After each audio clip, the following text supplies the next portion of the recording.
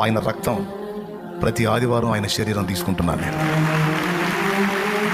నా తండ్రి బలహీనుడైతే కదా నేను బలహీనపడటానికి, నా తండ్రి ఓడిపోతే కదా నేను ఓడిపోవటానికి. ఆయన జయించినవాడు. ఆయన రక్తమును బట్టి, ఆయనను గూర్చిన సాక్ష్యమును బట్టి నేను కూడా జయించిన వాడను. హల్లెలూయా. అసలు యేసును బట్టి ఎప్పుడో జయించాం మనం. యేసును బట్టి ఎప్పుడో జయించాం. జయించిన వాళ్ళ లిస్టులో ఉంది మన నేమ్ ఆల్రెడీ. అయితే ఏం చెప్పాడంటే, ఆల్రెడీ లిస్టులో రాశాను, రాసిన దానికి కాస్త సార్థకం చేసుకో అంటున్నాడు అంతే.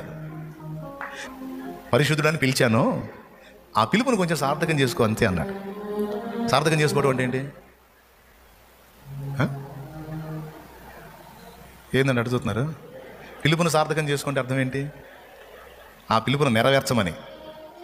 పరిశుద్ధుడు అని పిలిచా అంటే ఇక పరిశుద్ధంగా బతకడానికి యుద్ధం ప్రకటించు అని.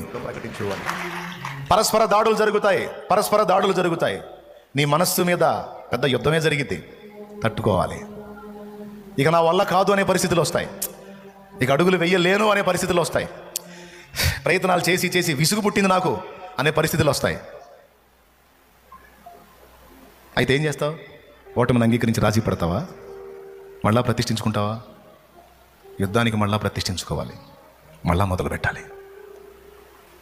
ఇక్కడ యేసయ్య జాగ్రత్త పడింది దేనికో తెలుసా? నా బిడ్డలకి ఏ శోధన రావద్దు అని కాదు ఆయన అడిగింది.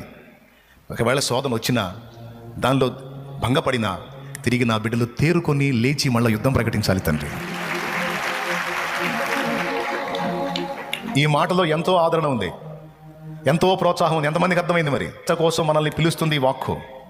లే, గతం గతః, అయిపోయింది, అది అయిపోయింది, మళ్ళా యుద్ధానికి సిద్ధపడమని దేవుడు పిలుస్తున్నాడు. Praise the Lord. మన్ను అడ్డు